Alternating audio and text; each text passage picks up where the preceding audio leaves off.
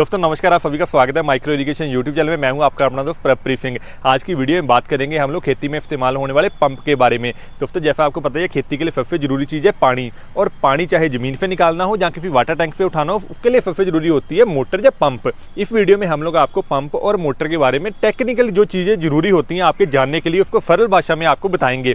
अगर आगे चल के आपने रेन गन चलानी है, फुहारा सिस्टम लगाना है, ड्रिप इरिगेशन लगाना है, उसमें कोई मोटर लगानी है, तो इस वीडियो से आपको उसके बारे में भी पता लगेगा। अब वीडियो में आगे बढ़ने से पहले आप चैनल को सब्सक्राइब जरूर कर देना और नोटिफिकेशन बेल को प्रेस कर देना, ताकि जब कभी भी हम ऐसी इन्फॉर्मेटिव वीडियो बनाए उसकी नोटिफिकेशन आपको तुरंत आ जाए। अब दोस्तों खेती में बेसिकली 3 तरह के पंप इस्तेमाल होते हैं। इन तीनों के बारे में मैं आपको बताता हूँ। सबसे पहले आ जाता है दोस्तों सबमर्सिबल पंप। सबमर्सिबल पंप क्या होता है कि अगर हमारी जैसे यहाँ पे ज़मीन का लेवल है और नीचे से 100 फीट, 200 फीट, 300 फीट या 1000 फीट से भी हमने पानी खींचना है, तो उसमें वो पतली मच्छी वाली मोटर जो कि एक पाइप की तरह होती है, तो उसको इसके अंदर डाल दिया जाता है, नीचे से पानी निकाल देती है। ये एक सबमर्सिबल मोटर होती है। सबमर्सिबल मोटर का इस्तेमाल हमें वहाँ करना है जहाँ पे हमने बहुत गहराई से पानी को बाहर निकालना है।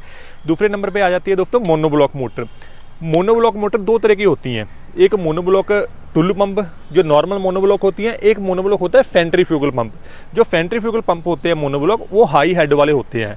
उसमें क्या है कि अगर हम रेन गन लगानी है, हमने जहाँ कोई प्रेशर सिस्टम लगाना है, तो उसमें सेंट्रीफ्यूगल पंप लगते हैं मोनोब्लॉक, अगर ऊपर से कहीं पे पानी उठाना है तो। अब ये जो मोनोब्लॉक मोटर होती है, ये मोटरें अलग अलग तरह की होती हैं। कई मोटर होती है जो गहराई से 20 फीट से पानी खींच लेंगी, कोई होती है 40 फीट से, कोई होती है 50 फीट से, पर ये ज़्यादा गहराई से पानी नहीं खींच सकती। तो अगर आपने 50 से 70 फीट गहराई से पानी खींचना है, तो आप क्या कर सकते हैं, आप ऊपर मोनोब्लॉक मोटर लगा सकते हैं। ये मोटर नीचे से पानी को खींच लेगी। ये मोटर ज़मीन के अंदर नहीं जाएगी, ये ऊपर ही पड़ी रहेगी, नीचे से पानी को खींच लेगी, और आगे जो भी हमने जहाँ पे पानी देना है इस मोटर के द्वारा पानी दे सकते हैं। अब तीसरी तरह की दोस्तों मोटर होती है, उस मोटर का इस्तेमाल किया जाता है कुएं में या किसी तालाब में।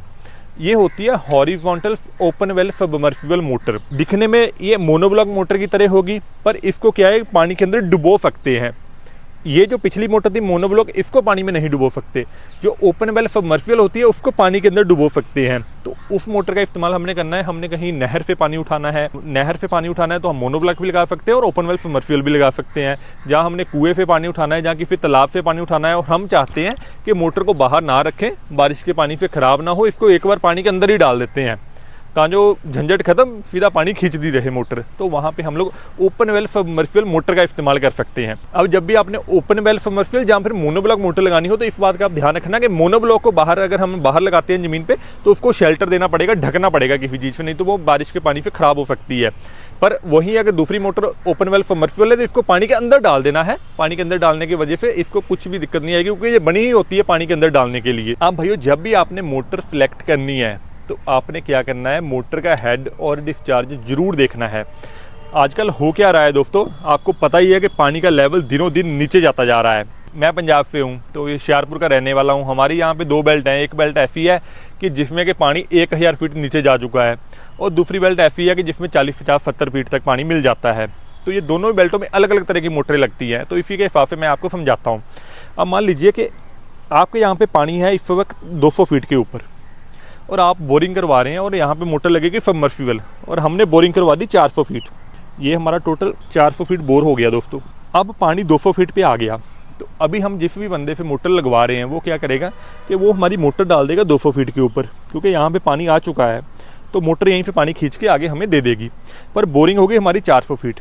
तो ये 400 फीट किस लिए की जाती है कि हर साल जैसे आपको पता है कि 5 से 7 फीट पानी गहरा होता जा रहा है, तो जैसे हर साल बढ़ता जाएगा, अगले आने वाले 10 सालों में ये 50 से 70 फीट तक और नीचे चला जाएगा। जो अभी हमें 200 फीट पे पानी मिल रहा है, वही पानी 10 साल बाद हो सकता है 300 फीट के ऊपर मिले।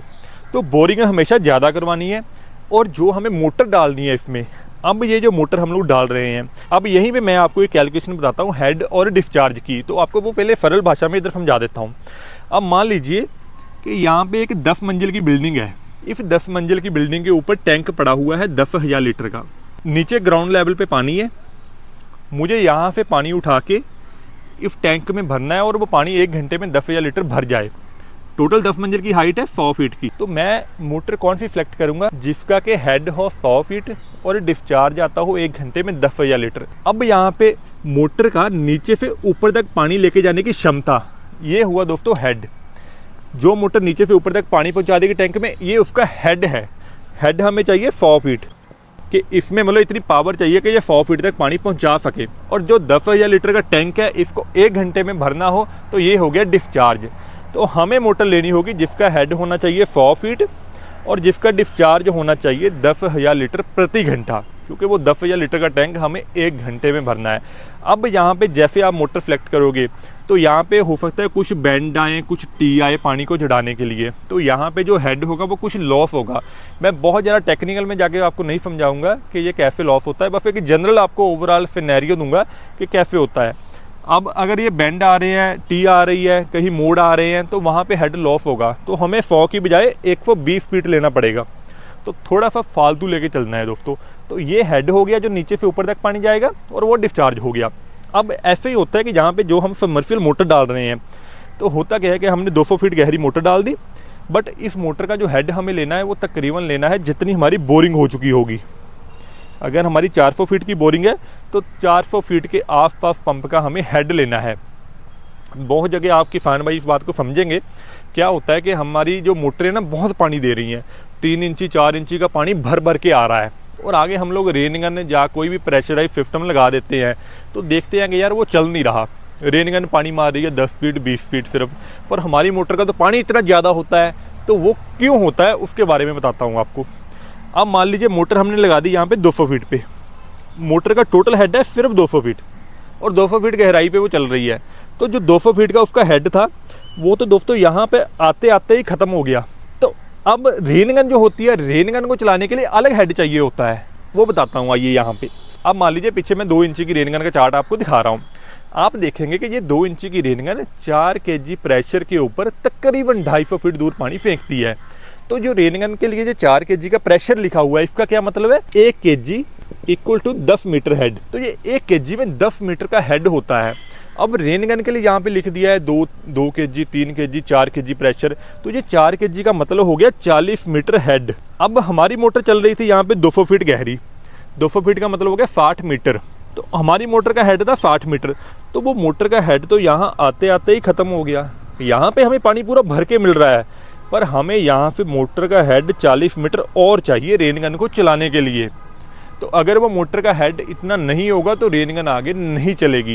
यही कारण होते हैं कि मोटरों के पानी तो बहुत ज़्यादा होते हैं पर रेन गनें उन पर नहीं चलती। कारण होता है ये वाला कि मोटर के हेड ही नहीं होते।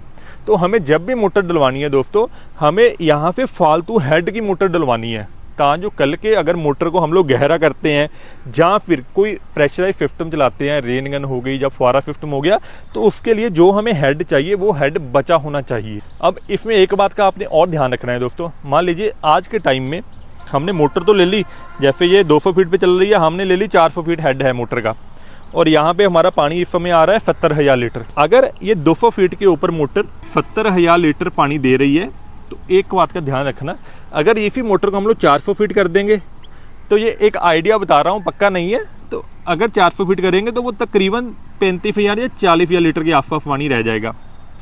ये क्यों होता है, क्योंकि मोटर हम लोग अगर 200 फीट से उठा के नीचे 400 फीट पे कर देंगे तो मोटर का ऊपर तक आने में जोर भी लगेगा पानी का, तो उस वजह से हेड तो बढ़ गया मोटर का, पर डिस्चार्ज थोड़ा कम हो जाएगा। तो इस बात का ध्यान रखना है, मोटर जैसे जैसे गहरी होती जाएगी पानी उतना कम होता जाएगा।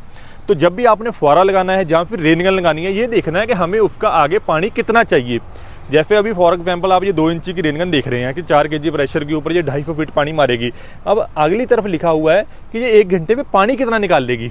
अब आप देखेंगे साथ में लिखा हुआ है कि ये 1 घंटे में 30,000 लीटर पानी आराम से निकाल देगी। तो ये इसीलिए हमें वो साथ में डिस्चार्ज लेना है कि हमें आगे पानी कितना चाहिए, कितने मीटर हेड के ऊपर कितना पानी चाहिए। तो इसकी कैलकुलेशन इस तरह से की जाती है।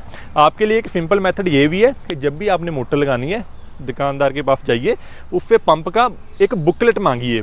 तो इस तरह का बुकलेट होता है, इसके ऊपर क्या है कि सभी पंप का हेड और डिस्चार्ज लिखा हुआ है। तो यहाँ पे आप कैलकुलेट खुद कर सकते हैं कि मुझे यार इतनी गहरी मोटर डल रही है मेरी ज़मीन में, मुझे कितना हेड और कितना डिस्चार्ज चाहिए। तो इस वीडियो को देखे इस तरह की कैलकुलेशन आप आराम से कर सकते हैं।